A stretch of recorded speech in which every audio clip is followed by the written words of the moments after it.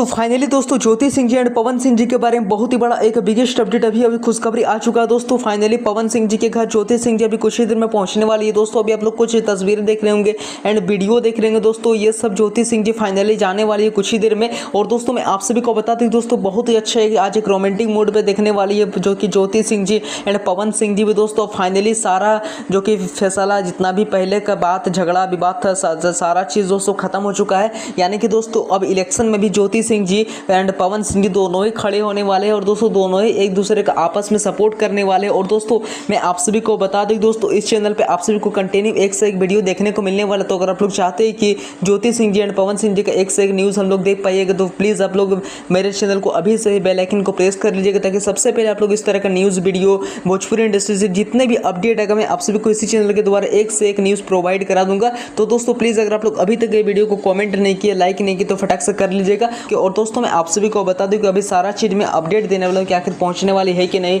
आखिर कब तक पहुंचेंगे कब तक निकलेंगे। तो अगर आप लोग इस सब अपडेट जानना चाहते हैं तो फटाक से मेरे चैनल को आप लोग बेल आइकन को जल्दी से घंटा को प्रेस कर लीजिएगा ताकि सबसे पहले आप लोग इस तरह का अपडेट देख पाइएगा सुन पाइएगा।